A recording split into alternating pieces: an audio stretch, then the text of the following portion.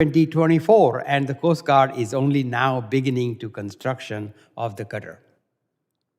We understand some of the reasons for the delay, from underestimating the complexity of the ship design to the onset of the COVID-19 pandemic and impacts on supply chain. Some of these factors were under the Coast Guard's control and some were not. Going forward, the key is for the Coast Guard to learn from the past and establish reasonable schedule, cost estimate for the PSC program, and then stick to them. Doing so will allow Congress to plan for the budgetary demands of the PSC program and continue our bipartisan support. I look forward to receiving an update from Vice Admiral Allen today on the next phase of the PSC program. I also look forward to hearing more details on the Coast Guard's plan for the commercially available icebreaker it recently acquired to help fill icebreaking needs while we await the delivery of the first PSC. The Coast Guard's mission in the Arctic is critical, and we must ensure the service deploys the capabilities it needs. Vice Admiral, thank you again for being here, and I yield back. Thank you, Ranking Member Thanadar. Other members of the committee are reminded that opening statements may be submitted for the record. I'm pleased to have a distinguished witness before us today on this critical topic. I ask that our witness please rise and raise his right hand. You solemnly swear that the testimony you will give before the Committee on Homeland Security of the United States House of Representatives will be the truth, the whole truth, and nothing but the truth, so help you God. Let the record reflect that the witness has answered in the affirmative. Thank you, and please be seated. I would now like to formally introduce our witness. Vice Admiral Allen serves as the Deputy Commandant for Mission Support for the United States Coast Guard. Thank you, Vice Admiral Allen, for being here today. You're now recognized for 5 minutes to summarize your opening statements. Good morning, Chairman Jimenez, Ranking Member Thanadar, and distinguished members of the subcommittee. I'm pleased to be here to update you on the ongoing efforts to recapitalize the nation's fleet of polar icebreakers. I ask that my written testimony be entered into the record. Without objection. The Coast Guard is a unique instrument of national power, supporting national security and strategic objectives around the globe. We are working hard to meet growing mission needs in Arctic and Antarctica. The polar regions are experiencing an ever-increasing rate of change, requiring systems of assets and infrastructure to enable Coast Guard operations in some of the harshest and most remote environments on Earth. As Deputy Commandant for Mission Support, I am focused on delivering solutions that equip our people with assets, tools, and support which will ensure U.S. presence and mission capability in the high latitudes. With the strong support of this subcommittee, the service is prioritizing acquisitions and modernization programs to meet national demands. I'm clear-eyed about this challenge we face in recapitalizing the nation's fleet of polar icebreakers. Put simply, polar icebreakers are the foundation for U.S. operational surface presence and influence in the polar regions. The Polar Security Cutter is the best and quickest way to provide the multi-mission heavy polar icebreaking capability the nation needs to deliver assured, year-round access and to meet national and Homeland Security mission demands in the high latitudes. The Coast Guard is working with the U.S. Navy as part of an integrated program office to design and deliver at least 3 heavy icebreakers we call the Polar Security Cutters. Navy support is critical as the U.S. seeks to construct its first heavy polar icebreaker in nearly 50 years, at a time when the demand for new maritime assets exceed national shipbuilding capabilities. Together, the Coast Guard and Navy are collaborating with Bollinger, Mississippi Shipbuilding to build the first Polar Security Cutter. Alongside our partners in the Maritime Industrial Base, we are working to address the unique challenges of producing a large, complex ship like the Polar Security Cutter. We are nearing the end of a long and complex process to modify the contract, formalize costs, and schedule requirements before production activities can begin. Thanks to your enormous efforts from dedicated people, I am very pleased to report that we are on track for production decision from the Department of Homeland Security this week. As we work to advance the acquisition of the Polar Security Cutter, we are also executing service life extension activities on Coast Guard Cutter Polar Star, which departed Seattle for its annual deployment to Antarctica in support of Operation Deep Freeze. We are planning a major maintenance availability on the Coast Guard Cutter Healy, and we just awarded a contract to acquire United States' only commercially available polar icebreaker as part of our Arctic bridging strategy. The physical, operational, and geopolitical environment near the poles is changing rapidly. Our presence in these regions has shaped national security in high latitudes for over 150 years and is central to the U.S. whole-of-government approach to securing and preserving our national interests. Continued support for modernized, capable polar fleet, along with increased Coast Guard capability and capacity in general, will fortify the nation's position in the critical Arctic and Antarctic domains.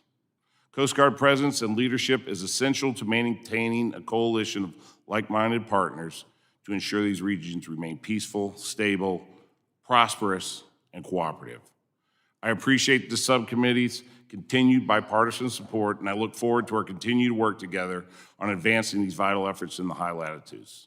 Thank you for your time on this important matter today, and I look forward to your questions. Thank you, Vice Admiral Allen, for being here today. Thank you for being here, and I'll recognize myself for 5 minutes of questioning. Everybody else will be by order.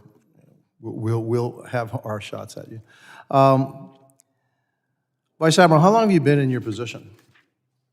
I've been in this position since June of this year.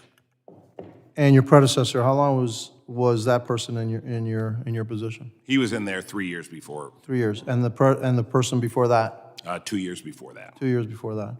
And so, in 2 years, 3 years, and you've been there 1 year? Half a year? Yes, sir. Coming up on 1 year. A year? Okay. So in 6 years, they've had 3 people in that position. Are you in charge of all the acquisitions for ships, et cetera, in the Coast Guard? Yes, sir. Is this billet in charge of acquisitions, et cetera, for all the ships in the Coast Guard? Say that last part. I'm saying, is this position, the one that you hold? Yes, okay? sir. Is that the one position that's in charge of all the acquisitions, et cetera, for the people in the Coast Guard, the ships, et cetera, in the Coast Guard? Yes, sir. So I oversee all the workings of it. The vice commandant is the acquisition executive. And so in 6 years, we've had 3 people. It's not much continuity. Yes, sir. Okay. How about the people underneath you? How long do they stay there normally? So, sir, we are made up of military and civilians, so a lot of our civilians have been there for long periods of time. Our military flags rotate every 2 years. Our lower than the flags are about 3 to 4 years. So, Admiral, the one thing that I have a big problem with, huge problem with, is our icebreakers, is this something new? Nobody's ever invented one? Nobody's ever built one before? Last time we built one in the United States was... No, I'm not saying us. I'm saying, is it something new, brand new? Nobody's ever heard of an icebreaker before. We're inventing a new wheel. So, sir, I'd say when you talk about that, there's a lot of differences in icebreakers from the heavy to the ones that are breaking harbor ice. So you could almost think of it as an escort to the Ford 350. None of our allies operate heavy icebreakers? Canada actually is looking to build a heavy icebreaker, yes, sir. They don't operate one? They operate one, yes. Okay. The Finns, do they operate any icebreakers? I do not think they operate any heavy icebreakers, but they operate a lot of icebreakers in and around the Fords. My frustration, Admiral, is 6 years since this program has been authorized, and we still don't have a final design. I mean, it only took us 9 years to get to the moon. Yes, sir. Okay? So I just don't, I don't see how there's any excuse for that, to be honest with you. I don't care about anything else. You may have picked the wrong shipyard and maybe they had problems and you have to go somewhere else and then there's another contract and all that. But during that time, your ship should have been designed. Right. So, sir, I would say to your point, I'm not here to offer you any excuses because excuses are always bad. what I'm here to talk to you a little bit about is we are at that final phases of design, and we are ready to move forward. I think the reason I asked you about how many people have had your position and how often they change. Yes, sir. Because there's an aura of plausible deniability. There's nobody to be held accountable. I want to know, hey, who is that individual that failed to design this ship? Who is that? You can blame me, sir. How can I blame you? You weren't here in 2018. I'm working with that. You've been here for a year, and yet I can't blame the person before you because that person was only there 3 years, right? Maybe I'll blame that person, okay? Or about the person before that. I think what we're looking to do, sir, is show you that we've learned, that we've moved forward, and that we have the opportunity to build a polar security cutter, a heavy icebreaker, by 2030. I think the point I'm trying to make is not just about the Coast Guard. This is the problem with our entire defense industry and the entire. And I know you're not the Pentagon, all right? Right, sir. But the way that we procure things, the way that we construct things, the Chinese, I just gave you the example that there will be from construction to delivery is 2.5 years. We haven't even finished design, and we're now waiting another 5 years at least until we get this icebreaker. Why would it take the Chinese 2.5 years to build an icebreaker, and us it takes 5 years plus another 6 years for the design, 11 years to put something in operation on an area as critical as the Arctic? The Russians, they already have 41 icebreakers running around. We're lucky to have 2. This, there's something wrong here, okay? And, I told you, Admiral, that I wasn't going to be kind because there is nothing to be kind about. This is unacceptable, especially the security risk that this poses to the United States and the procurement methodology and the way this is going. This is just totally unacceptable. So, maybe on my second round of questioning, I'll ask what you're going to do about it and what's going to happen. But my time has expired. I now recognize the ranking member from Michigan, Mr. Thanadar. Thank you, Chairman. And I do share some of your concerns and your frustrations. I understand. I'm glad to hear that the Coast Guard has made progress in its efforts to construct the first PSC. I understand the Coast Guard expects to negotiate contract modifications in the near future to formally establish new cost and schedule parameters for the construction of the cutter. These parameters are intended to keep the contractors on track, but realistically, if there is a breach of the contract, it would be difficult to pull support for the program while construction is underway. What assurance can you provide Congress that the Coast Guard and its contractor will abide by the new cost and schedule parameters once they are agreed to? Sir, thank you for the question. As we talk about where we're going with this and what we have in place, we have a lot through the federal acquisitions processes to make sure that we are tracking every step of the way to make sure we understand how they're progressing on their model, how they're building, and when we can make payments once they've completed certain milestones. I would tell you, when we start talking about Bollinger, Mississippi Shipyard, we within the Coast Guard have watched them deliver our FRCs.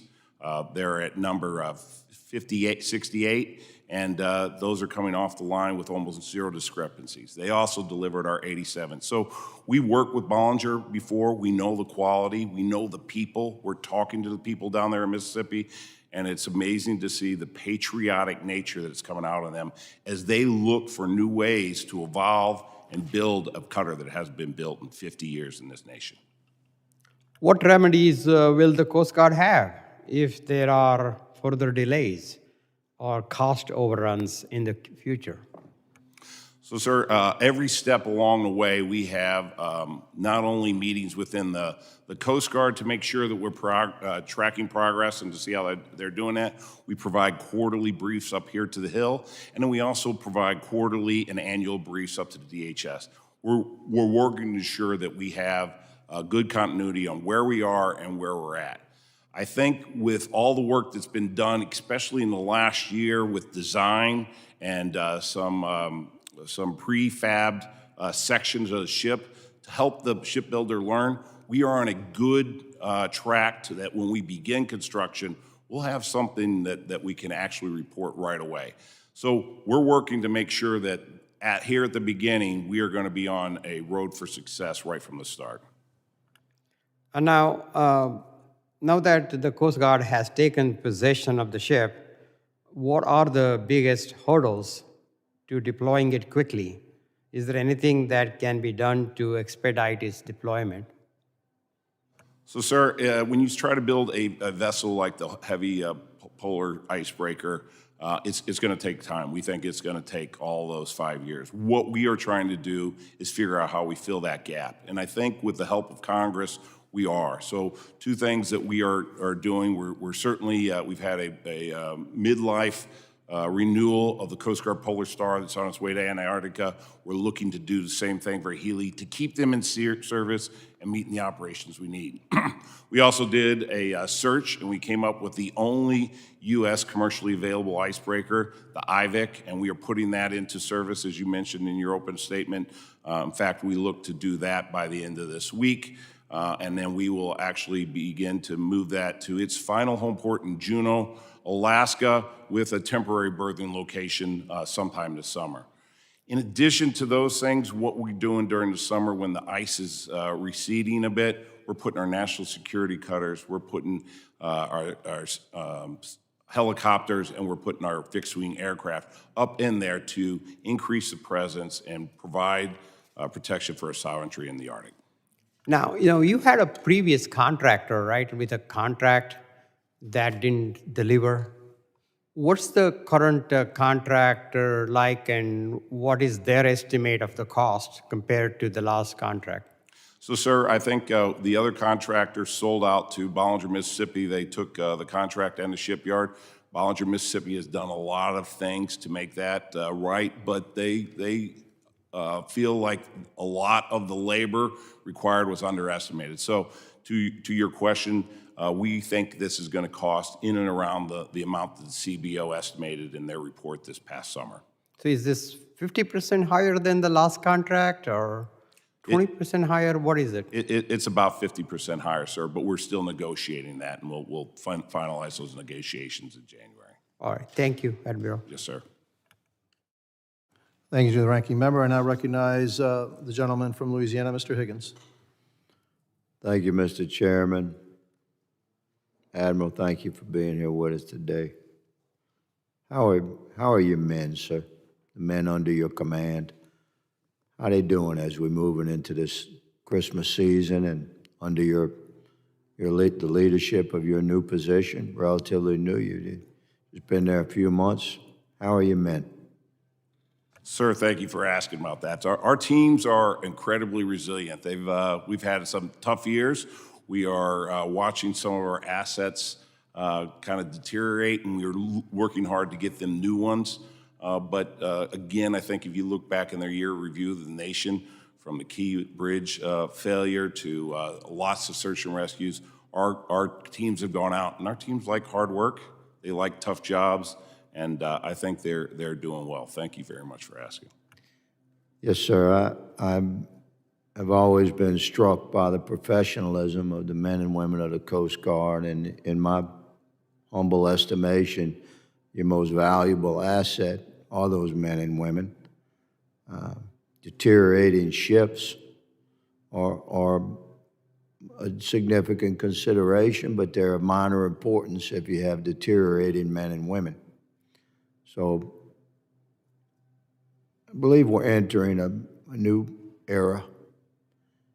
The incoming Trump administration and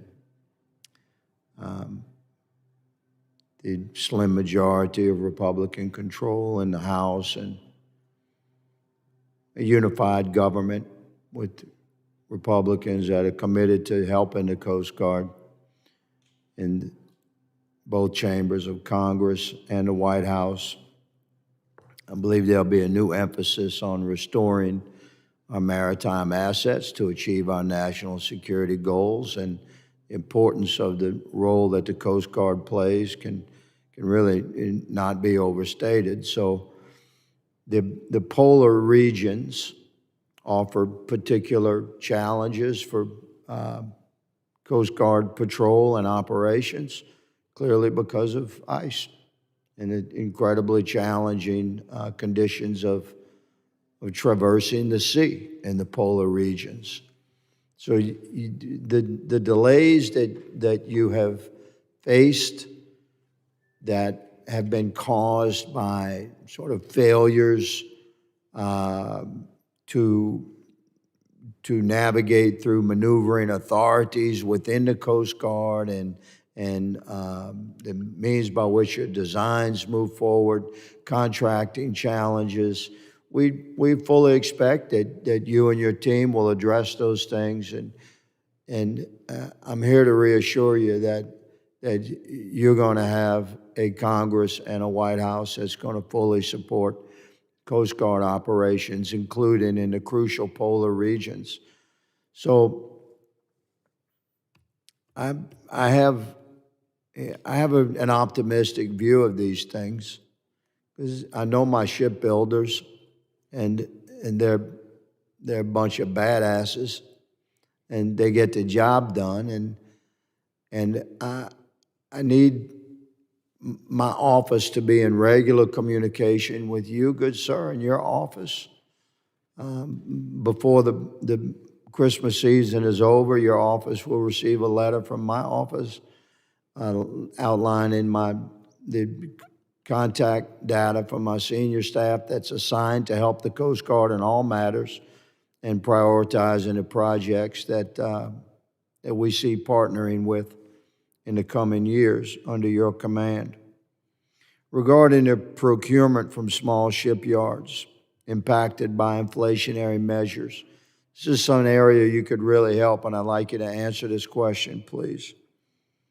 In what ways can you envision the Coast Guard to improve the means by which you synchronize your response to the requirements and requests of ERAs, equitable adjustments, the impacts of inflation, supply chain interruption, workforce interruption, et cetera? Can you please address how you plan to handle that? Yes, sir. Thank you for that question. I would say two things. When we start to look at our industrial base of this nation, we're not going to be able to solve the problems that we have in this industrial base one contract at a time, whether that's Navy, whether that's Coast Guard, or whether that's commercial. We need to make sure we're investing within those within those small shipyards and large shipyards to get that industrial base. The second thing I'd say is when you look at that, because we haven't invested, we look at some of these individual contracts and prices skyrocketing when the maritime inflation rate over the last 4 years equals what it was the previous 20 years.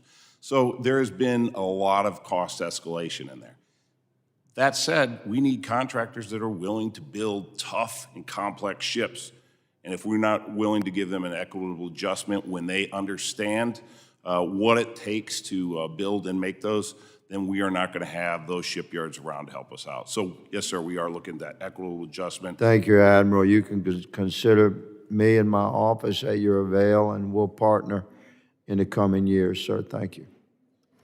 Thank you, gentleman from Louisiana. The chair now recognizes the gentleman from New York, Mr. Kennedy. Thank you, Chairman Jimenez and Ranking Member Thanedar for hosting this hearing on polar ice cutting. Vice Admiral Allen, thank you for being here, for your testimony, for your service to our country. Marine commerce in the Great Lakes is vital, with tens of millions of metric tons moved across the Great Lakes and hundreds of thousands of jobs that are supported here in the United States. In the winter months, like these months we're in today, The ice forms up on the Great Lakes. It gets in the way of commerce. It disrupts supply chains. It poses safety risks to vessels. And it's a disruptive force, especially in shallow lakes like Lake Erie, which my community that I live in the district that I represent, directly abuts, along with Lake Ontario. And the Great Lakes region really relies upon these icebreakers, these ice cutters. Without these icebreakers, our economy takes a massive hit, and it's concerning that the fleet has significantly aged and has actually been depleted from 20 ships down to 11 ships currently. As you know, there was a decrease in funding that was asked for from $55 million ultimately to what was allocated to $20 million. Can you talk about the risk that's posed by that $35 million shortfall for the icebreaker program? Yes, sir. So when you start talking about the Coast Guard cutter Mackinac, we almost referred to her as one of our newer cutters, but she's 20 years old, and she is the only cutter that's providing the kind of cuts within the Great Lakes that'll allow those big ore ships to move and keep commerce going. We also have a system of ships between our 225-foot buoy tenders and our 148-foot ice-breaking tugs. And that system provides some capability for us in the what we would call milder winters. If we get into heavy winters, we would probably need to meet the demands of that two Mackinac-like icebreakers. Right now, we have good relationships with Canada, and Canada has some bigger icebreakers in there, and we work with them to keep that ice cleared because they have some of the same challenges. But to your point, we needed $55 million to get the new icebreaker ready and headed towards where we need to establish a program office and start design. We got $20 million. Thank you. We're short. Thank you. You're short. What would $55 million accomplish?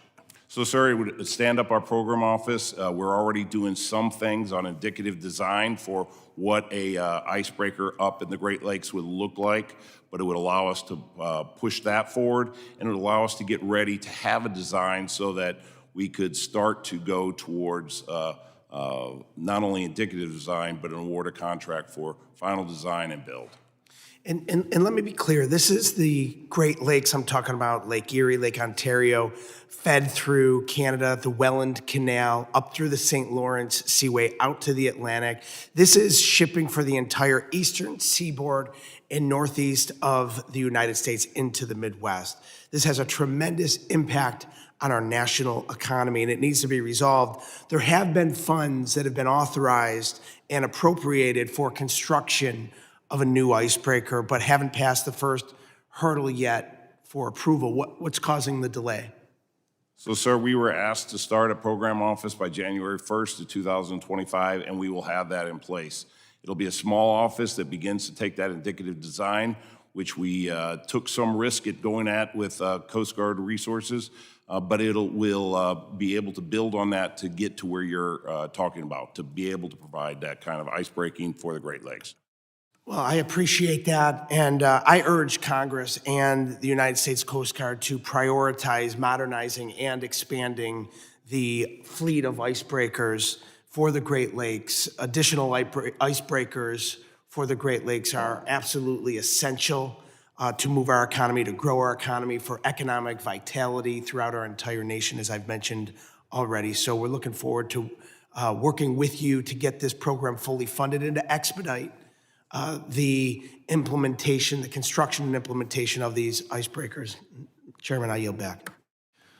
The gentleman from New York yields back. I now recognize another gentleman from New York, Mr. Laloda. Not enough New Yorkers on Homeland Security, Chairman. But thank you for hosting this meeting. Admiral, how are you, sir? Really good, thank you. Admiral, is the United States a maritime nation? It is absolutely a maritime nation, and our GDP relies on those goods that are flowing into the country. Perfect answer. Is being a maritime nation important to both our strategic military interests as well as our economic interests, Admiral?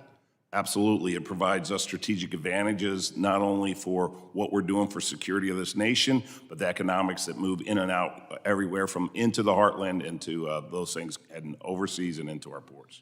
And as part of being a successful maritime nation include having a presence in the Arctic? It absolutely does because, again, we have 50 states. Alaska is up there, and Alaska is a border state with the Arctic that has waters that are being, where we have PRC and Russians, we know are operating in some of our EEZ, economic exclusive zones. Sorry. And Admiral, to be successful in the Arctic, is it necessary to have icebreakers? Yes. And how many icebreakers do we have? We have one heavy icebreaker, the Polar Star. We have a medium icebreaker, the Healy, and we just purchased the old IVEC that we will be renaming the Storis when we take it over and commission it this summer. Does that make it 3, Admiral? Yes, sir. And exactly how many icebreakers does China have? China has right now 4, and they're in construction for 2. And how about Russia? Russia has 55 with construction for 10. So 3 for us, 4 for China. You said 55 for Russia? Yes, sir. How would you describe the operational capability of our icebreakers? So I would say the operational capability of the Polar Star, it was built in the early 70s. We've had to refurbish that. It was supposed to be good for a life of about 30 years. So we are now up to almost 50 years with that. It is providing what we need. It's breaking 19 feet of ice. It's going to go into McMurdo and be able to resupply it, and it will be able to do that on its own.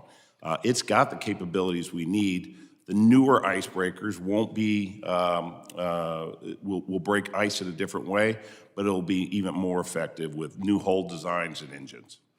And on the Chinese 4, how would you describe their operational capability? So I would tell you that they are trying to build heavy icebreakers like we have. They have heavier icebreakers, but right now they're down in Antarctica with 2, and they need 2 for self-rescue.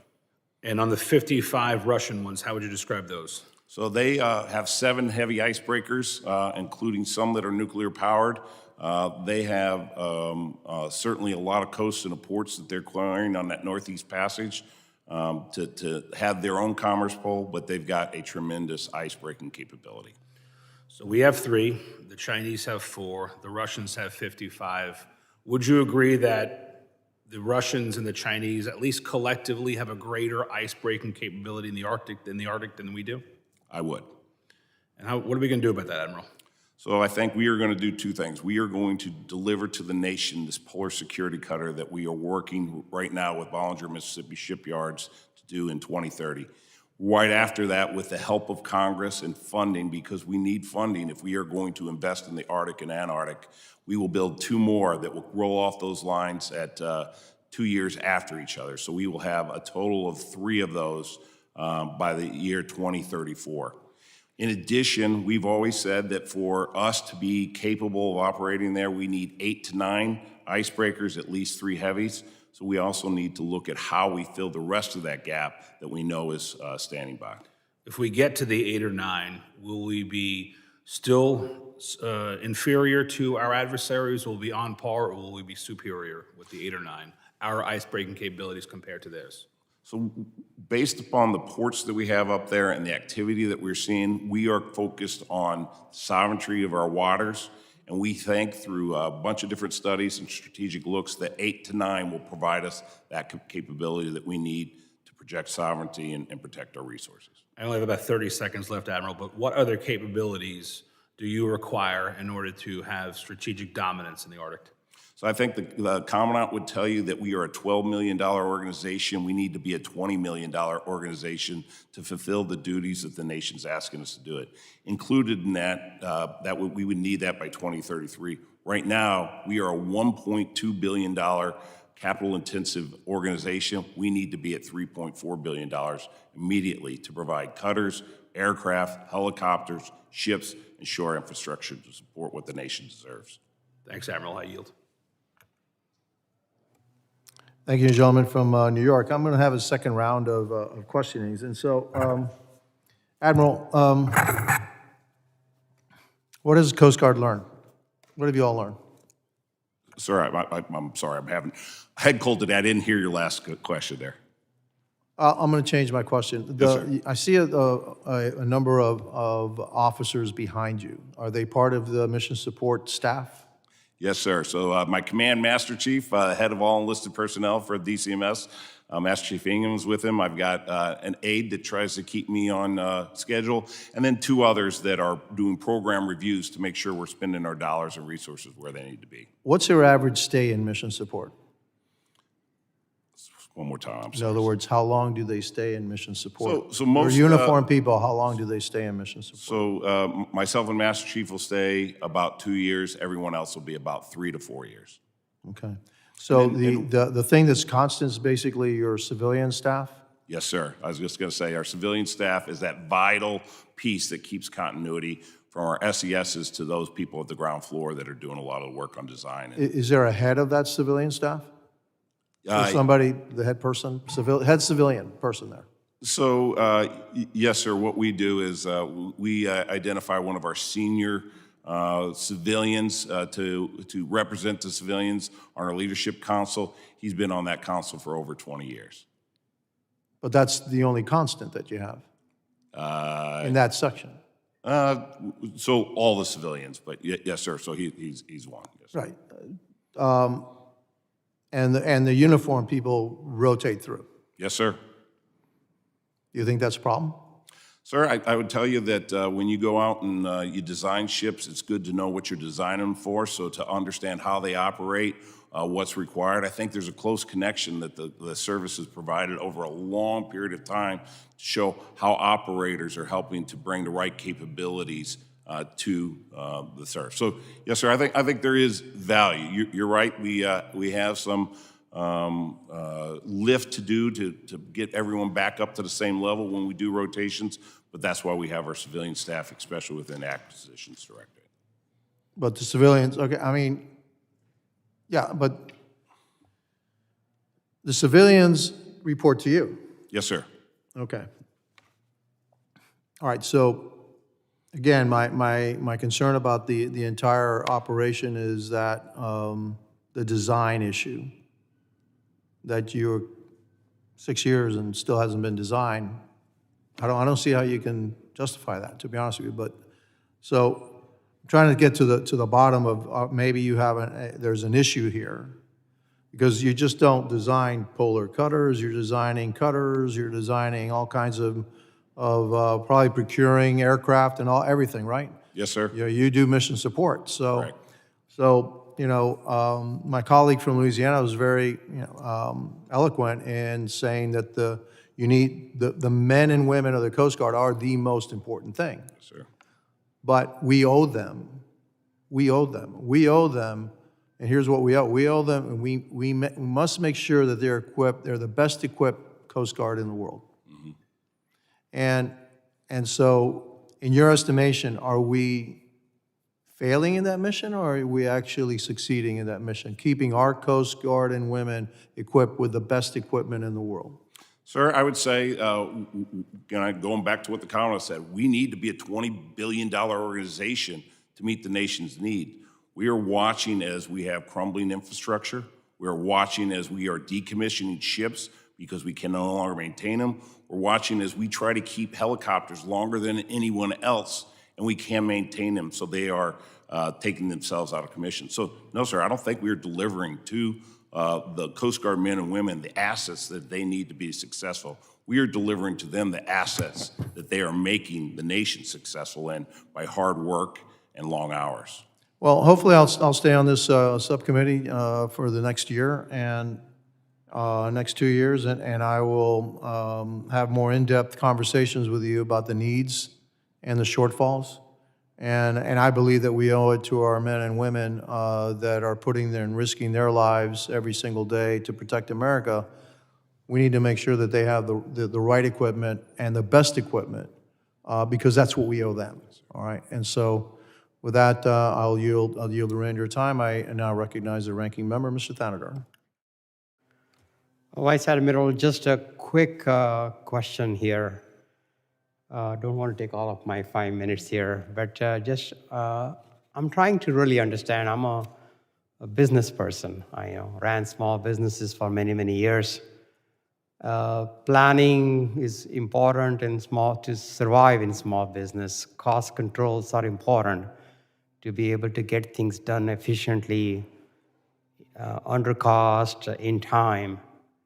It looks like something terribly went wrong here in terms of cost estimation, in terms of planning, designing.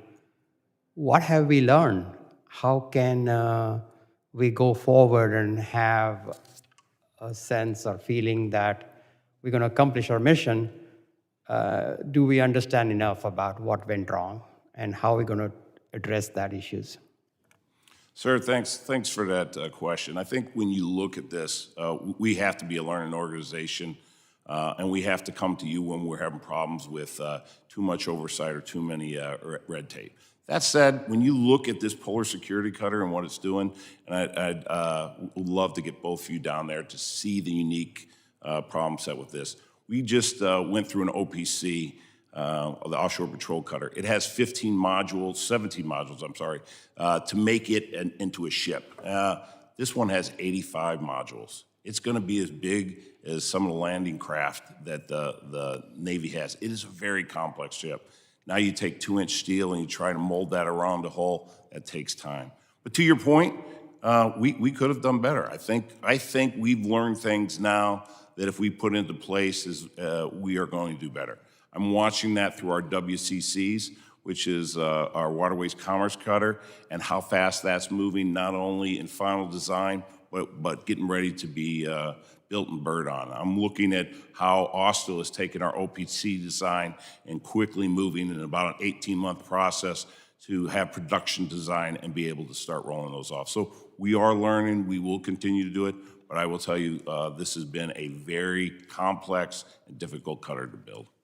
Has this contractor built a cutter like this before?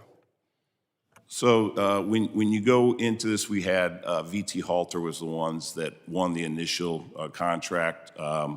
They had, I'm not sure on their history on what we're doing, but again, this is a very complex cutter, something difficult, something that we haven't done before.